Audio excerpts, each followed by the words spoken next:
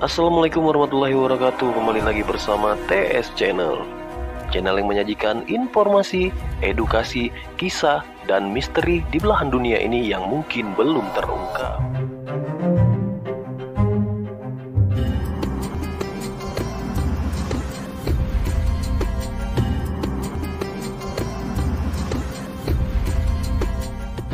Jadi Imam Al-Mahdi itu nanti keluarnya di mana? Di kota besar, sehingga orang nggak kira kota besarnya, nggak tahu nih kota yang mana ya. Apakah di negeri kita?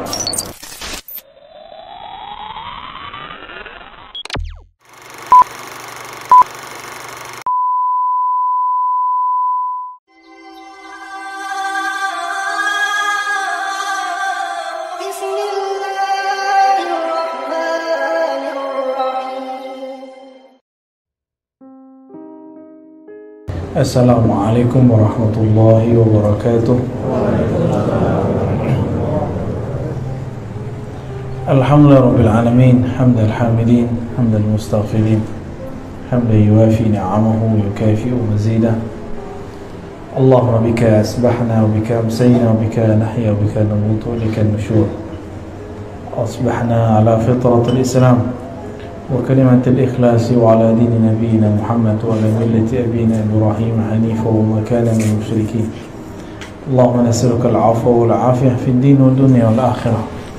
اللهم احفظنا من بين أيدينا ومن خلفنا وعن يميننا وعن شمالنا ومن فوقنا ونعوذ بك يا ربنا من أن نغتال من تحتنا وأخرجنا يا ربنا من ظلمات الوهم والجهل إلى المعرفة بالعلم آمين رب العالمين. Bapak ibu saudara sahabat dimuliakan Allah, insyaallah pagi ini kita akan membedah hadis-hadis mengenai akhir zaman, terutama mengenai zuhuril Mahdi ya, kemunculan Al-Imam Al-Mahdi. Al-Mahdi itu berarti orang yang diberi hidayah. Al-Mahdi berarti sosok yang dibimbing oleh Allah Subhanahu wa ta'ala ya. Maka kalau disebut Al-Imam Al-Mahdi, maka maknanya imam yang di-guidance, yang dibimbing selalu oleh Allah Subhanahu wa ta'ala qalbunya. Karena dalam hadis dikatakan wa may yu'min billah yahdi qalbah. Siapa yang percaya kepada Allah, maka Allah akan bimbing kalbunya. Maka kajian-kajian Al-Mahdi harus menyesuaikan dengan prinsip kemahdian, bahwa Al-Mahdi ini dia bergerak dengan kalbunya, bukan bergerak dengan ra'yunya. Ra'yu artinya pikiran. Kalau pikiran bisa cocok-cocokan ya, dicocok-cocokkan dengan teori ini, teori itu, bukan berdasarkan gerak yang ada di dalam kalbunya. Ini dua hal yang berbeda ya. Al-Imam Abu Daud nulis satu bab khusus mengenai Kitabul Mahdi, bab mengenai Al-Imam Al-Mahdi.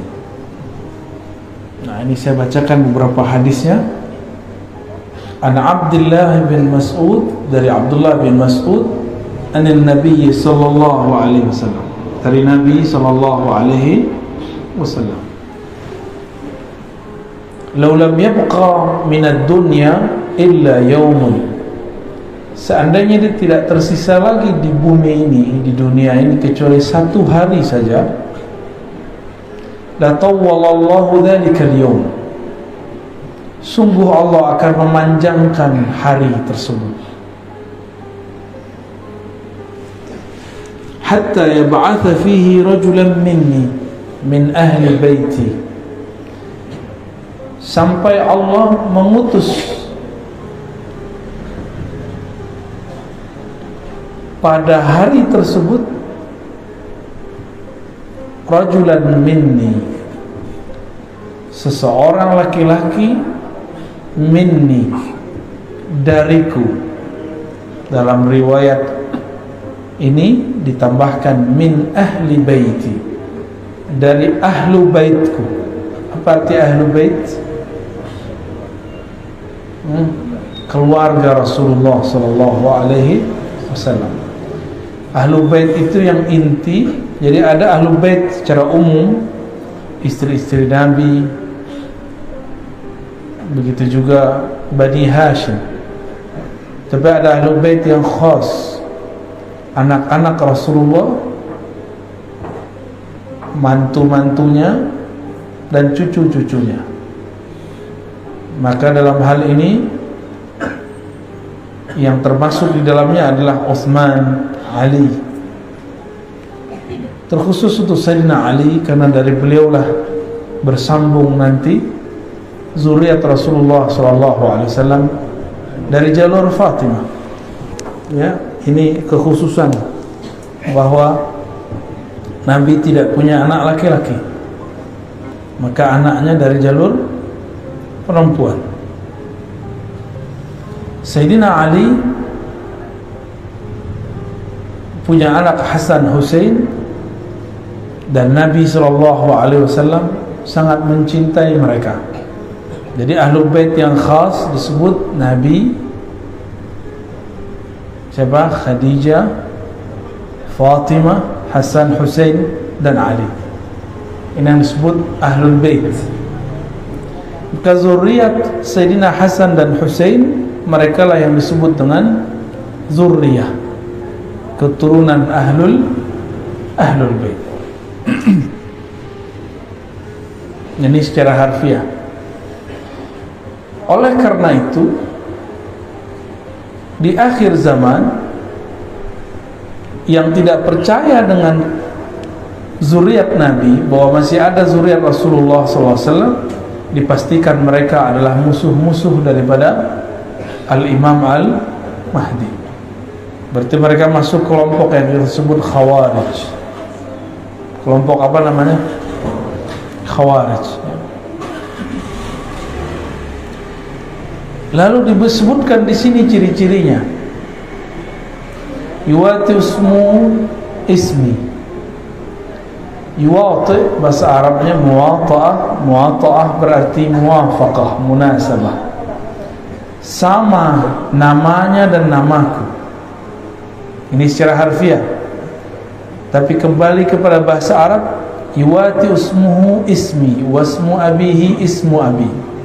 Ya, tapi di riwayat lain tanpa kalimat abi. Ini yang paling sahih. Isimnya sama dengan isimku. Dalam banyak kajian saya sudah menjelaskan bahwa isim yang kita terjemahkan nama ternyata kurang tepat. Karena kalau sekedar nama, sudah banyak zuriat Nabi bernama Muhammad, benar, atau Ahmad, atau Mahmud, dan nama ayahnya Abdullah, sudah banyak. Ternyata maksud daripada isimnya berkesesuaian dengan isimku. Itu maksudnya adalah isim dalam pemaknaan yang lebih luas. Ya. Apa arti ism? Al-ismu al-alamu wal-sumu. Jadi ism itu maknanya tanda-tanda. Dan yang kedua, as-sumu, ketinggian ilmu. Jadi apapun tanda-tanda yang ada pada diri Rasulullah SAW, maka akan ada pada Al-Imam Al-Mahdi. Al-Mahdi itu minni, dari keturunanku, ya, dalam hadis Abu Daud nomor 4285, ajlal jabhah, jidatnya lebar.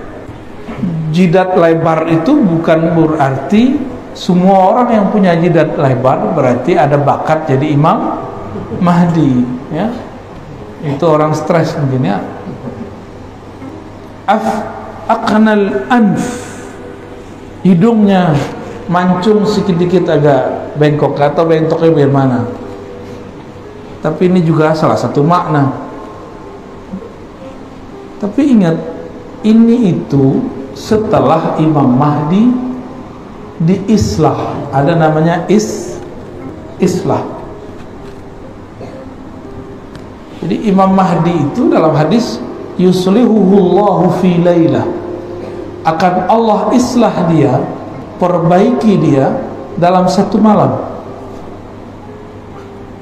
Berarti kalau sekarang Imam Mahdi ada, itu masih Allah tutup. Kalau dia diislah, islah itu diperbaiki, dicocokkan. Berarti sekarang belum terlihat cocok. Berarti sekarang belum matching lahir batinnya, sehingga orang bingung, ini masa ini Imam Mahdi. Tapi karena kajian-kajian akhir zaman ini berdasarkan cocok logi yang parah, banyaklah orang-orang yang jidatnya lebar, hidungnya agak mancung dikit, terus GR. Sepertinya saya lah Al-Mahdi. Ditambah pandemi datang, tambah stres, ya. Dan tidak satu dua yang ngaku kepada saya bahwa dirinya Al-Mahdi. Al-Mahdi itu bukan pencirian fisik. Maka kembali kepada hadis yang tadi, ismuhu, ya, yuwati usmuhu ismi, isimnya tanda-tanda hakikat dirinya, bukan tanda fisik. Bukan tanda fisik. Kalau tanda fisik banyak zuriat Rasulullah milik Rasulullah sallallahu alaihi wasallam. Lalu apalagi artinya? As-sumu, ketinggian derajat. Ketinggian apa? Derajat atau ketinggian ilmu. Ketinggian apa? Ketinggian ilmu. Ilmunya Al-Mahdi tingginya bukan berarti karena hafalannya banyak, karena sekolahnya tinggi. Enggak. Nabi itu ummi, maka Al-Mahdi itu mirip-mirip ummi, tapi bukan berarti ummi dalam pengertian ahli sejarah. Ummi itu ada makna lainnya, induk, ibu, keibuan. Induk berarti sumber, itu disebut ummi. Coba Nabi Muhammad lahirnya di tengah kota atau di pedesaan? Mekah itu kota pedesa?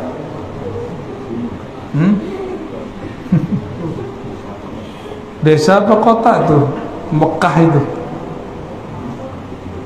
Berarti nggak paham ya selama ini Mekah itu apa ya? Bayanginnya desa gitu ya. Itu nggak ngerti sejarah itu. Nih kita kasih tahu,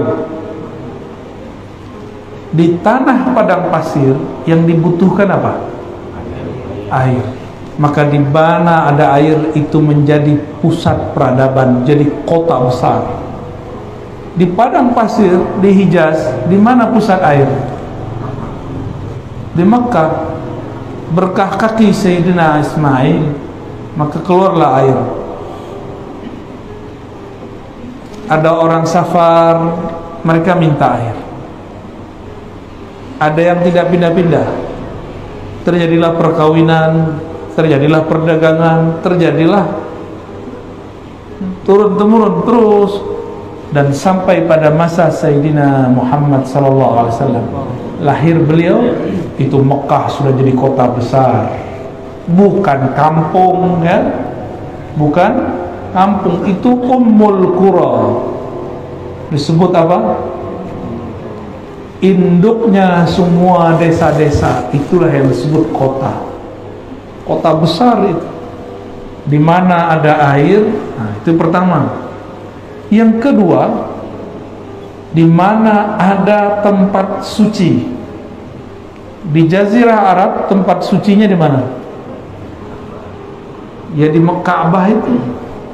Maka berkumpullah di situ dua hal yang hebat. Pertama air Zam-Zam, yang kedua itu tempat suci. Jadi itu kota besar, Pak, jangan dibayangin kota kecil. Karena ini kota besar, maka sulit untuk mengetahui siapakah sosok Nabi akhir zaman. Disitulah Allah keluarkan Nabi Muhammad sallallahu alaihi wasallam. Jadi Al-Imam Al-Mahdi itu nanti keluarnya di mana? Di kota besar, bukan di Balikpapan atau di desa kecil. Kotanya ibu kota besar, sehingga orang nggak kira. Kota besarnya nggak tahu nih kota yang mana ya. Apakah di negeri kita atau negeri yang lain? Kan banyak kota besar, benar nggak? Banyak kota besar. Nah, kita tidak punya kewajiban mengetahui kota yang mana, tapi kewajiban kita mengetahui ciri-ciri rohaninya. Adapun ciri fisiknya setelah Allah islah dirinya, baru terlihat